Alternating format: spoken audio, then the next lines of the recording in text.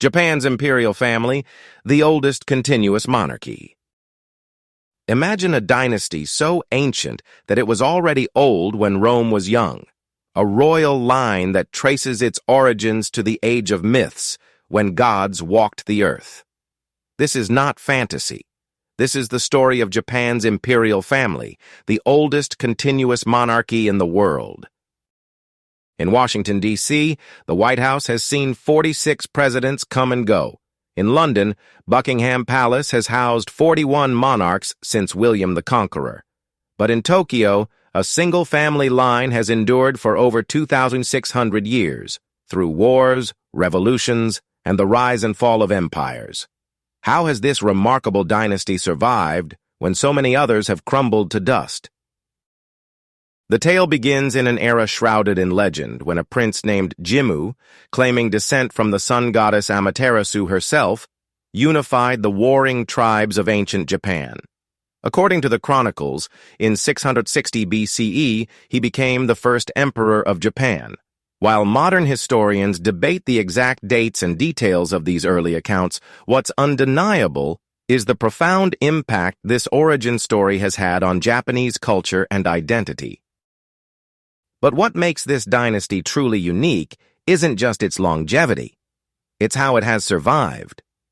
Unlike other monarchies that ruled through absolute power, Japan's imperial family adapted and endured through a different kind of strength, cultural and spiritual authority.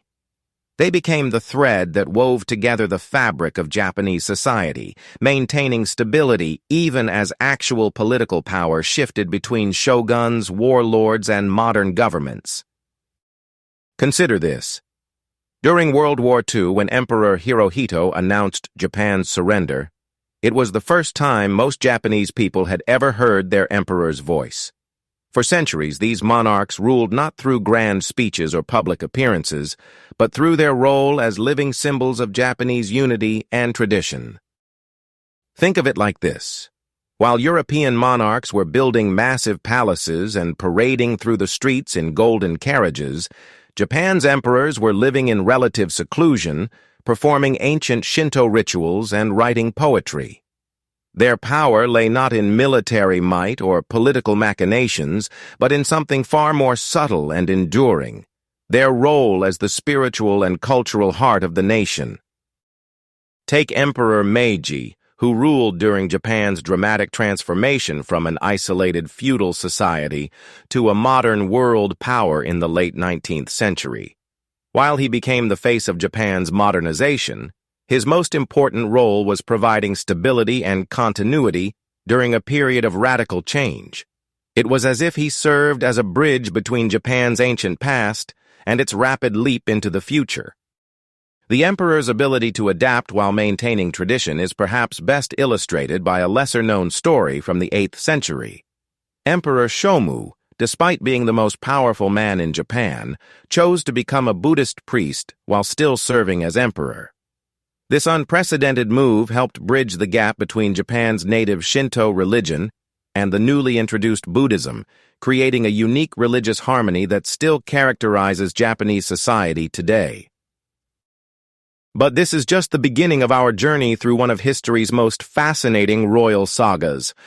As we delve deeper into the story of Japan's imperial family, we'll discover how they navigated through centuries of dramatic change, from the rise of the samurai to the atomic age. We'll explore the hidden world behind the chrysanthemum throne, where ancient ritual meets modern reality, and where the weight of tradition shapes the future of a nation. We'll uncover stories of emperors who were poets and scholars rather than warriors, of imperial princes who became Buddhist monks, and of a dynasty that survived by embracing change while honoring tradition. Through their story, we'll see how Japan developed its unique blend of ancient and modern, of tradition and innovation that continues to fascinate the world today. What emerges is a portrait of leadership unlike anything in Western history. A monarchy that survived not through force of arms or political dominance, but through its role as the living embodiment of Japanese culture and tradition. In an age when most monarchies have either fallen or become merely ceremonial, Japan's imperial family continues to play a vital role in the nation's identity and social fabric. The question isn't just how this dynasty has survived for so long. It's what their survival can teach us about power, tradition, and the delicate balance between stability and change. As we continue this journey through Japanese imperial history, we'll discover that the true strength of the chrysanthemum throne lies not in its golden trappings, but in its ability to serve as a mirror reflecting the soul of Japan itself. In the year 794, Emperor Kanmu made a decision that would shape Japanese history for over 1,000 years. He moved the capital to Heian-kyo, modern-day Kyoto, beginning what historians call the Heian period, Japan's golden age of art and culture. Imagine Renaissance Florence, but with silk kimonos and courtiers who were more likely to win power through their poetry than their swords. During this era, the imperial court developed an aesthetic sophistication that would make even the French court of Versailles seem crude by comparison. Emperor Saga was known to spend hours perfecting a single character of calligraphy, while Emperor Daigo's court produced some of the world's first novels, including The Tale of Genji by Murasaki Shikibu, often considered the world's first psychological novel. But here's where the story takes an unexpected turn. While the emperors were cultivating arts and ritual, real political power began to slip into the hands of warrior clans. By the 12th century, Japan had entered the age of the samurai, with the emperor remaining as a symbolic figurehead while military rulers called shoguns controlled the country. Think of it as Japan's version of Game of Thrones, but with the emperor playing a role more like the High Septon than the Iron Throne. This unique power-sharing arrangement led to some fascinating moments in history. Take the case of Emperor Go-Daigo in the 14th century. Tired of being a puppet ruler, he attempted to restore imperial power in what became known as the Kenmu Restoration. Picture this: a scholarly emperor who had spent his life writing poetry and performing rituals suddenly trying to become a military leader. It was like watching a chess master attempt to win a boxing match. Go-Daigo's rebellion ultimately failed, but it led to an even more unusual situation. For over 50 years, Japan had two imperial courts, the northern and southern courts, each claiming legitimacy. Yet somehow, the imperial institution itself survived this split, eventually reunifying stronger than ever. This ability to endure division and emerge intact would become a recurring theme in the imperial family's history. Fast forward to the 19th century, and we find another remarkable transformation. As American warships under Commodore Perry forced Japan to open its doors to the world, the imperial institution once again adapted to survive. The young Emperor Meiji became the face of Japan's modernization, swapping traditional robes for military uniforms and ancient ceremonies for diplomatic receptions. But here's what makes this transformation truly fascinating. While embracing modernization, the imperial family also became the guardians of traditional Japanese culture. Emperor Meiji himself was an accomplished poet, composing over 100,000 waka poems throughout his reign. This dual role, as both modernizer and traditionalist, helped Japan navigate its rapid transformation from feudal society to industrial power. The imperial family's ability to balance tradition and change faced its greatest test in the aftermath of World War II. When Emperor Hirohito made his famous radio broadcast announcing Japan's surrender, it marked more than just the end of the war. It signaled another remarkable transformation of the imperial role. Under the post-war constitution, the emperor became a symbol of the state and of the unity of the people, explicitly renouncing any political power. This could have spelled the end for the world's oldest dynasty. Instead, it allowed the imperial family to focus on what they had always done best, serving as the living embodiment of Japanese culture and tradition. Consider this. When Emperor Akihito visited the survivors of the 2011 tsunami, kneeling beside elderly evacuees in emergency shelters, he wasn't exercising political power. Instead, he was fulfilling the emperor's ancient role as a source of spiritual and emotional unity for the Japanese people. In that moment, he was connecting modern Japan to traditions stretching back thousands of years. This brings us to another fascinating aspect of the imperial family, their role as keepers of ancient traditions. The current Emperor Naruhito, like his ancestors, continues to perform Shinto rituals that have remained virtually unchanged for centuries. He also maintains the imperial family's traditional role in agriculture, ceremonially planting rice in the palace grounds and offering the harvest to the gods, just as emperors have done for over 2 millennia. Yet at the same time, the imperial family has found ways to make these ancient traditions relevant to modern Japan. Emperor Naruhito, who studied at Oxford University and wrote his thesis on medieval water transport, has become a leading advocate for environmental conservation and water management issues. It's as if the ancient imperial role of ensuring good harvests has evolved to address modern environmental challenges. But this remarkable story of survival and adaptation now faces perhaps its greatest challenges yet. In an age of social media and instant communication, how does an ancient institution maintain its mystique and relevance? And in a rapidly aging society with changing gender roles, how does the imperial family adapt while preserving its traditions? These questions came into sharp focus during the recent succession from Emperor Akihito to his son Naruhito. For the first time in Japan's modern history, an emperor chose to abdicate, citing age and declining health.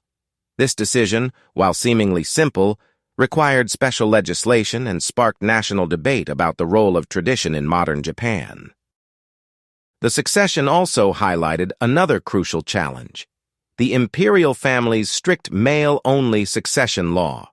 Despite Japan's advancement in many areas, the imperial household remains bound by traditions that some view as increasingly out of step with modern values. Princess Aiko, Emperor Naruhito's only child, cannot inherit the throne simply because she is female, despite historical evidence of 8 female emperors in Japan's past. This creates a fascinating paradox. The very traditions that have helped the imperial family survive for 26 centuries now pose challenges to its future survival. It's as if the armor that protected the institution through centuries of change has begun to restrict its ability to adapt to modern realities. Yet the imperial family continues to find ways to remain relevant in contemporary Japan. Emperor Naruhito and Empress Masako, a former diplomat educated at Harvard and Oxford, represent a new kind of imperial couple, one that bridges the gap between ancient tradition and modern global society. Their approach to their roles offers hints at how the institution might evolve while maintaining its essential character. Consider how Emperor Naruhito has adapted the traditional imperial role of promoting agriculture and harvest rituals into advocacy for environmental sustainability and water conservation, or how Empress Masako has used her diplomatic background to help the imperial family engage with international issues while maintaining its distinctly Japanese character. This ability to find modern relevance in ancient traditions is perhaps best illustrated by the imperial family's response to recent natural disasters. When Emperor Naruhito and Empress Masako visit disaster areas, they're not just performing a ceremonial function. They're continuing an ancient imperial tradition of sharing in the people's suffering and symbolizing national unity in times of crisis. But what makes this story truly remarkable is not just how long the imperial family has survived, but what their survival tells us about power, tradition, and social stability. In an age when many societies struggle with rapid change and cultural disruption, Japan's imperial family offers an intriguing model of how traditions can adapt without losing their essential character. Think about it. While other monarchies have maintained their position through political power or military might, Japan's imperial family has survived by serving as a mirror reflecting Japanese society's highest aspirations. They've shown that true authority can come not from commanding power, but from embodying cultural ideals. As we look to the future, the challenges facing Japan's imperial family might seem daunting. The questions of succession, gender roles, and modernization won't be easily resolved. But if history is any guide, this remarkable institution will find ways to adapt while maintaining its essential role as a living link between Japan's past and future. In many ways, the story of Japan's imperial family is more than just the tale of the world's oldest dynasty. It's a testament to the power of tradition to provide stability and meaning in a rapidly changing world. As we face an uncertain future filled with technological and social upheaval, perhaps there's something we can all learn from an institution that has maintained continuity through 26 centuries of change.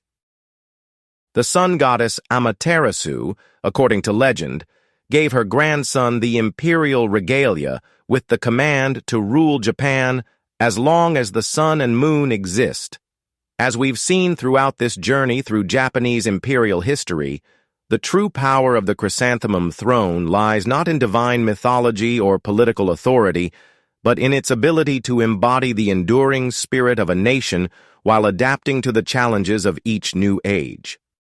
As we conclude our exploration of this fascinating dynasty, we're left with a deeper appreciation of how tradition and change can coexist, and how ancient institutions can remain relevant in the modern world. The story of Japan's imperial family reminds us that true longevity comes not from resisting change, but from finding ways to preserve what's essential while adapting to new realities. Thank you for joining us on this journey through the world's oldest continuous monarchy. If you enjoyed this exploration of Japanese history and culture, please don't forget to like this video and subscribe to our channel.